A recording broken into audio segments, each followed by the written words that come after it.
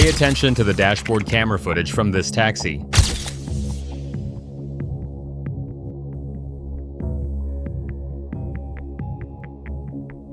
The timestamp reads 11:47 p.m., Saturday, March 12th, 2022. Her name is Maya Dupont. She's 26 years old, a graduate student in urban planning at State University. She's leaving the downtown library where she'd been studying for her comprehensive exams. The ride to her apartment is 3 miles, 12 minutes. Now pay attention to the driver.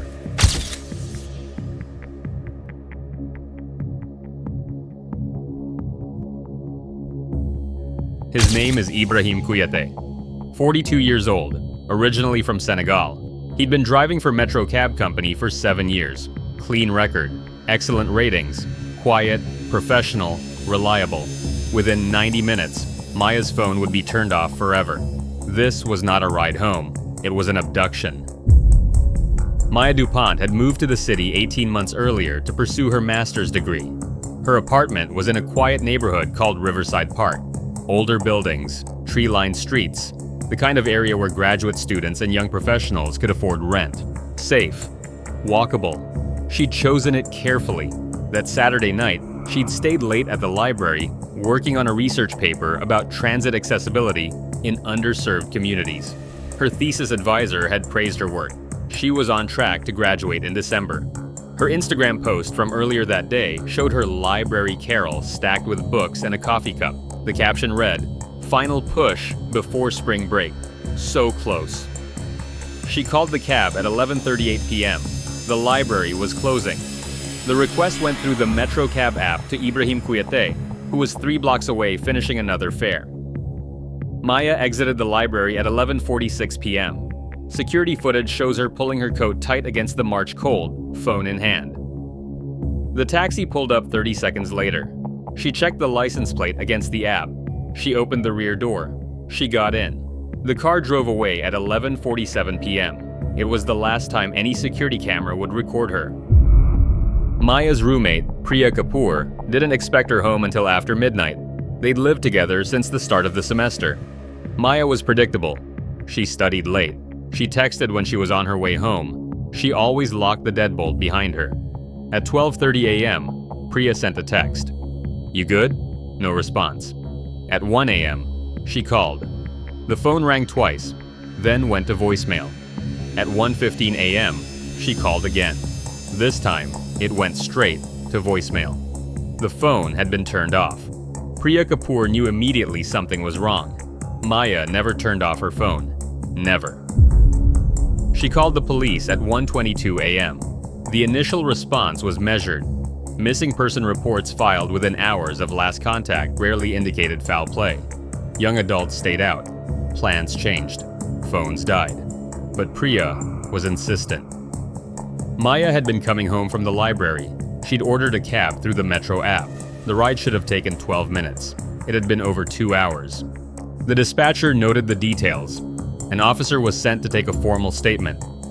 Officer Linda Vasquez arrived at the apartment at 2:10 a.m.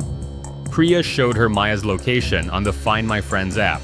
The last ping had been at 11:52 p.m., 5 minutes after she'd gotten into the taxi. The location was near the intersection of Warehouse District and River Road. That was not on the route to Riverside Park. Officer Vasquez called it in. The case was escalated immediately. At 2:45 a.m., Detective William Chen was pulled from another case. He'd worked missing persons for 9 years. He understood the statistics. The first 24 hours were critical. After that, the chances of finding someone alive dropped dramatically. He pulled Maya's cab request from Metro Cab Company records. Driver, Ibrahim Kouyaté. Pickup, 11:47 p.m. at the library. Destination, 1840 Riverside Park Avenue. The ride had never been marked complete. Detective Chen obtained Kouyaté's personal address from MetroCab and dispatched units immediately. He also requested phone records for both Maya and Kouyaté and began pulling traffic camera footage along the expected route. At 3:20 a.m., officers arrived at Kouyaté's registered address, a small house in the suburb of Millbrook, 12 miles south of the city. The taxi was parked in the driveway. The house was dark. Officers knocked. No answer. They knocked again, louder. A light came on upstairs.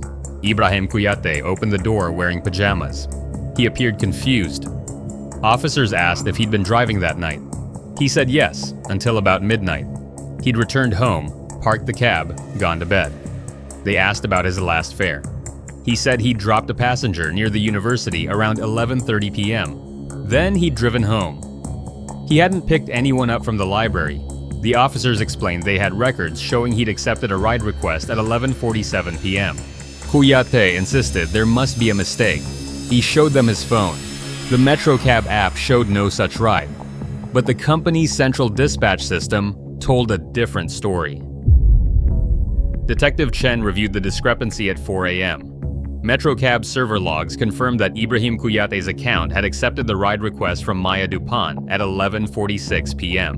The GPS tracker in the cab, standard in all Metro vehicles, showed the taxi had traveled from the library to the warehouse district, stopping at 11:52 p.m. near an abandoned textile factory. The GPS then went offline. When it came back online at 12:08 a.m., the taxi was 12 miles away in Millbrook, parked in Kouyaté's driveway. 16 minutes. The GPS had been disabled for exactly 16 minutes. Chen knew what that meant. Someone had tampered with the tracker. Someone who understood the system.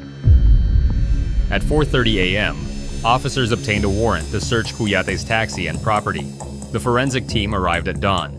They processed the taxi first. Dashboard camera footage, fingerprints, DNA, any trace evidence that might indicate what had happened to Maya Dupont. The dashboard camera told a disturbing story. The footage showed Maya getting into the back seat at 11:47 p.m. She was on her phone. She looked tired, but calm. Normal. At 11:49 p.m., she looked up. She said something to the driver. The audio was muffled, but lip readers would later confirm she'd asked, "Why are we going this way?" Kouyaté's response was inaudible.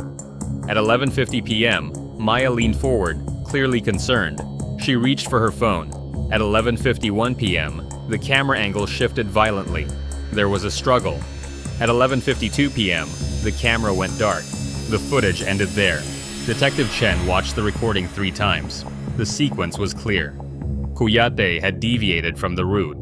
Maya had noticed. She'd tried to use her phone, probably to call for help or share her location. The driver had stopped her. What happened in those final seconds before the camera went dark would haunt Chen for months. The violence was brief, but decisive. Maya hadn't had time to scream. At 6 a.m., Chen ordered the search of Kouyaté's house. Ibrahim Kouyaté lived alone. Divorced 3 years earlier, his ex-wife and 2 children had moved to California. Neighbors described him as polite, but withdrawn. He worked long hours driving the cab. He kept to himself. Inside the house, investigators found a neat, sparse existence. Minimal furniture, few personal belongings, bills paid on time. Nothing remarkable. Until they searched the basement. At 7:20 a.m., Officer Vasquez opened a locked storage room. Inside, she found a workbench with tools, plastic sheeting, duct tape, zip ties, and a large canvas tarp stained with what appeared to be blood. She also found a cardboard box containing women's personal items, driver's licenses, credit cards, a student ID, jewelry, a phone case with a floral pattern. None of the items belonged to Maya Dupont. The hunt was no longer for a missing woman. It was for a serial predator. The items in the basement belonged to 3 different women. Forensic analysis identified them within hours. Keisha Lawson, age 23, reported missing 14 months earlier after leaving a downtown bar. Carmen Ortiz, age 28, reported missing 9 months earlier after a late work shift. Latoya Green, age 31, reported missing 4 months earlier after a doctor's appointment. All 3 cases had been treated as standard missing person investigations. No clear evidence of abduction. No witnesses. No suspects. All 3 women had last been seen getting into taxis. Detective Chen pulled the records. None of the rides had been formally logged with MetroCab. but cell tower data placed Kouyaté's phone in the vicinity of each woman's last known location on the night they disappeared. He'd been hunting for over a year. At 9 a.m., Ibrahim Kouyaté was arrested and brought to the station. His demeanor was calm. He said nothing. He requested a lawyer. The interrogation lasted 7 hours. Kouyaté was shown the dashboard footage. He was shown the items from his basement. He was shown the GPS records, the cell tower data, the forensic evidence linking him to the 3 previous victims. He said nothing. Detective Chen laid out the case carefully. 3 women confirmed missing. Maya Dupont, now the 4th. The evidence was overwhelming. Cooperation could mean considerations in sentencing. Kouyaté stared at the table. Finally, through his attorney, he made a statement. He wanted to make a deal. He would provide the location of the women in exchange for taking the death penalty off the table. Chen's hands were shaking when he left the room. At 4 p.m. on Sunday, March 13th, Ibrahim Kouyaté led investigators to a rural property 30 miles outside the city. It was a foreclosed farmhouse owned by a distant cousin who'd returned to Senegal years earlier. Kouyaté had kept a key. The property backed onto a densely wooded area. Behind the farmhouse was an old storm cellar, partially collapsed and hidden by overgrowth. Officers descended into the cellar at 4:30 p.m. Inside, they found 3 bodies in advanced stages of decomposition. Keisha Lawson, Carmen Ortiz, Latoya Green. Maya Dupont was not among them. The discovery shifted everything. 3 confirmed victims, all deceased, but Maya had disappeared less than 18 hours earlier. If Kouyaté's pattern held, if he'd kept her alive initially, there was still a chance. Detective Chen returned to the interrogation room at 6 p.m. Where was Maya Dupont? Kouyaté said nothing. Chen explained the deal only applied if Maya was found. If she was still alive, cooperation would be noted. If she was dead, it meant nothing. Kouyaté conferred with his attorney. At 6:45 p.m., he spoke. There was another location. The second property was an abandoned warehouse in the industrial zone near the river. Kouyaté claimed he'd used it for storage. He'd taken Maya there after disabling the GPS tracker in his taxi. The tactical unit arrived at 7:30 p.m. The warehouse had been condemned for 3 years. No power, no water, broken windows. The interior was a maze of rusted machinery and collapsed sections of roof. They entered cautiously, calling Maya's name. At 7:52 p.m., they heard a sound, faint, a scraping noise from the back of the building. They found her in a windowless storage room, hands bound with zip ties, ankles tied with rope. She'd been gagged with duct tape. She was conscious but disoriented. She was dehydrated. She had bruising on her face and arms. She was alive. Paramedics reached her at 7:58 p.m. She was transported immediately to University Hospital. Detective Chen rode with her in the ambulance. Maya couldn't speak at first. When she finally did, her voice was hoarse. She asked if her roommate knew she was okay. Chen nodded. Priya Kapoor was already on her way to the hospital. The medical examination revealed significant trauma. Maya had been struck multiple times. She had rope burns on her wrists and ankles. She was severely dehydrated. But she had no life-threatening injuries. She'd been in that warehouse for approximately 19 hours. The psychological evaluation was more complicated. Maya exhibited symptoms of acute trauma, hypervigilance, difficulty sleeping, flashbacks to the abduction. The hospital psychiatrist recommended ongoing therapy. Maya spent 3 days in the hospital. Her parents flew in from Chicago. Priya stayed with her constantly. The university placed her on medical leave for the remainder of the semester.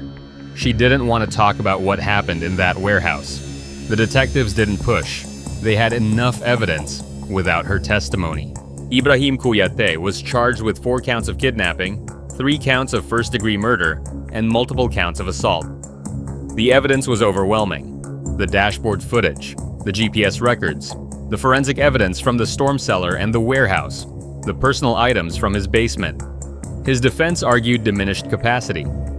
Kouyaté had experienced severe trauma as a child in Senegal. Violence, displacement, loss of family members during civil unrest. He'd immigrated to the United States with untreated PTSD. Cultural dislocation.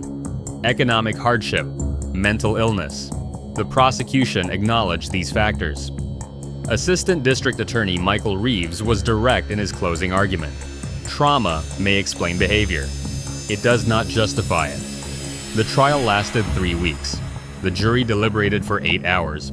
Guilty on all counts. Sentencing came 2 months later. Life in prison without possibility of parole for each murder count. Consecutive sentences. Ibrahim Kouyaté would die in prison. Keisha Lawson's mother wept in the courtroom. Carmen Ortiz's husband stared at Kouyaté without expression. Latoya Green's sister read a victim impact statement. She spoke for 7 minutes. She didn't cry. She wanted him to understand the weight of what he'd taken. Kouyaté looked at the floor. Maya Dupont withdrew from her graduate program in May 2022. She couldn't return to the city.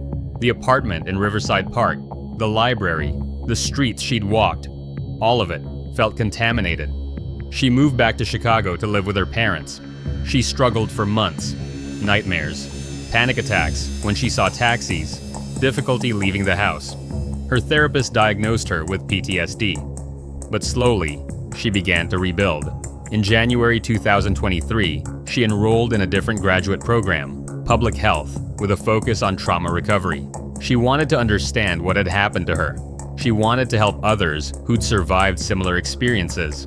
In March 2024, 2 years after her abduction, Maya testified before the state legislature in support of the Passenger Safety Act, legislation requiring GPS trackers in all commercial vehicles to have tamper-proof alerts, mandatory background checks every 6 months for rideshare and taxi drivers, and panic buttons accessible to passengers in the back seat.